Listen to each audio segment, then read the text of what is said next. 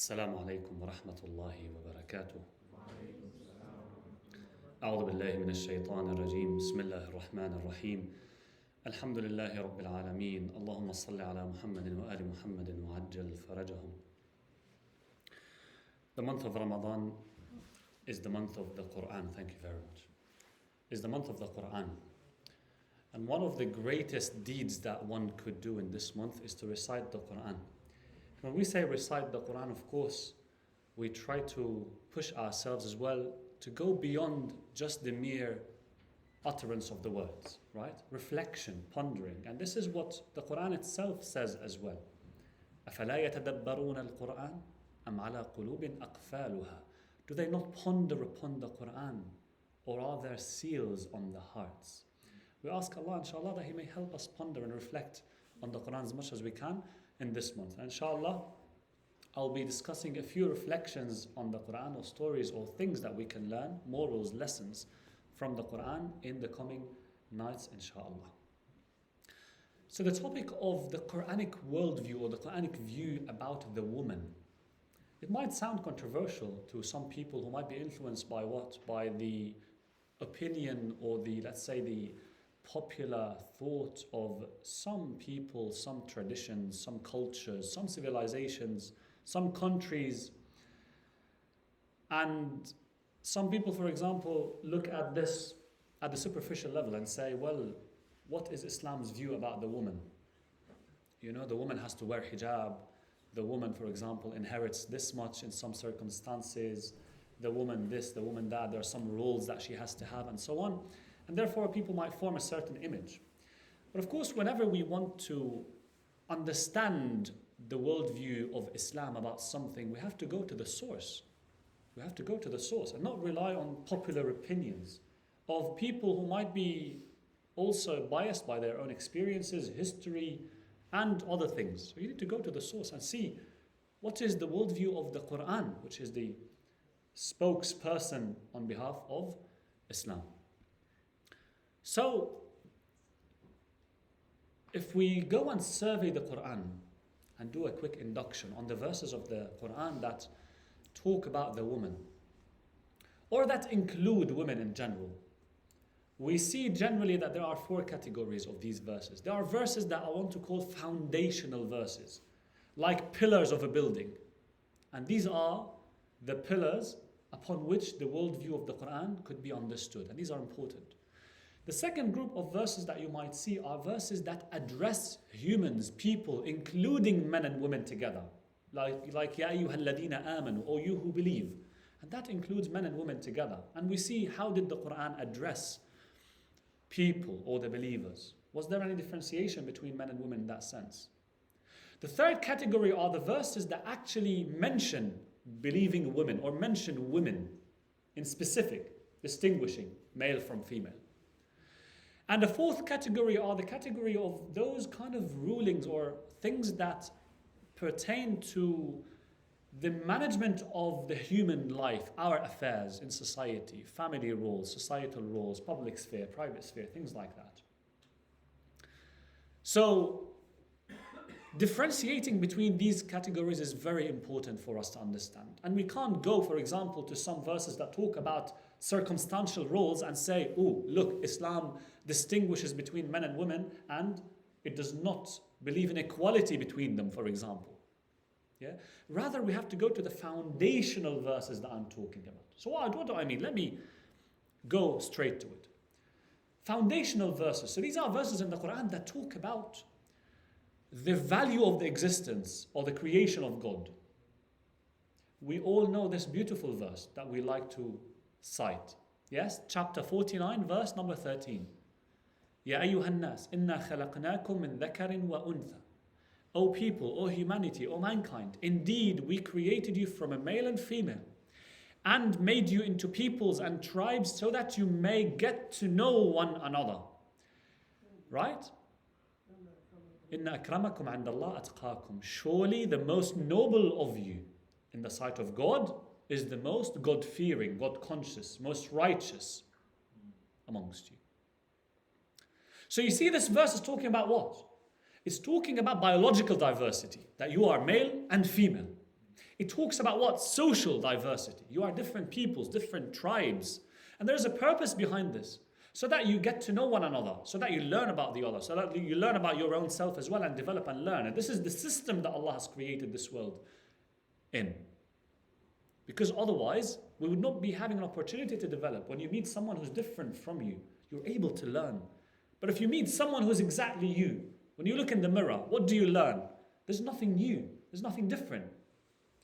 So Allah made us in this way so that we learn. And learning means attaining knowledge. Attaining knowledge means ascension. Ascension means that you are achieving the value, the purpose behind your creation. And that's the value by which Adam was differentiated. وَعَلَّمَ Adam. Yeah, God taught Adam. So Adam had the ability of being taught. So with this diversity, Allah gives nobility to what? Is it to being male or female? Is it to being from this nation or that nation? Is it to being of this tribe or that tribe? Or is it one value? Taqwa. Taqwa.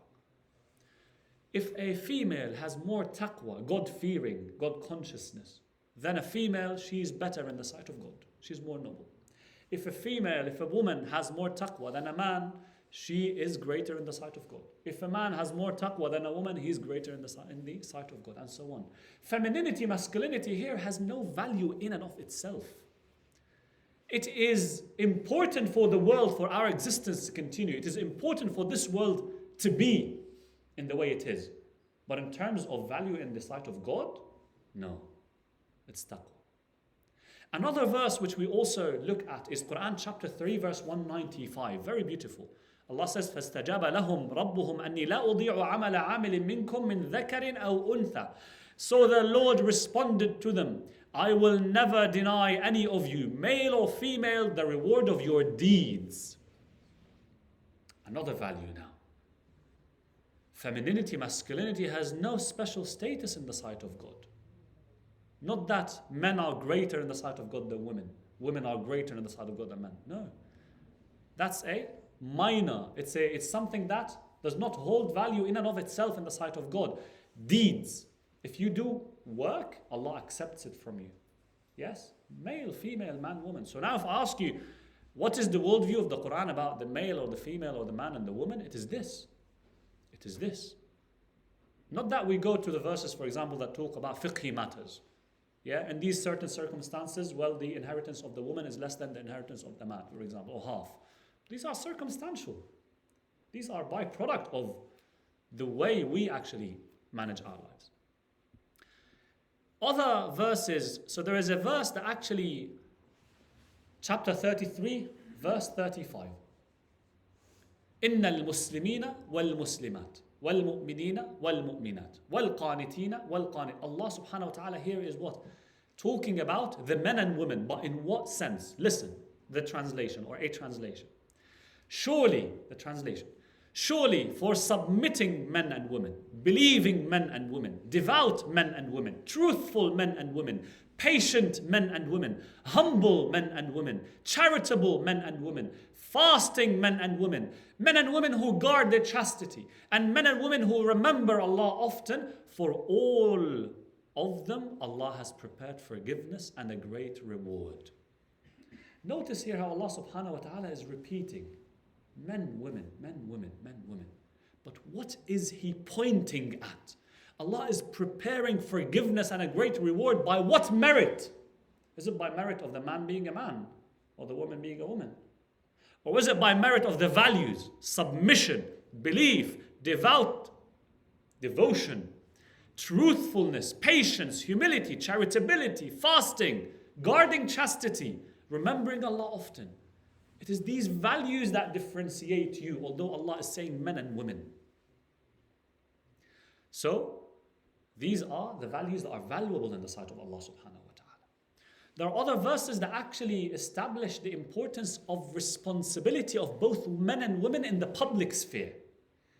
Some might think, in some cultures, that the woman's responsibility is in the house, the man's responsibility is in the public. Well, no.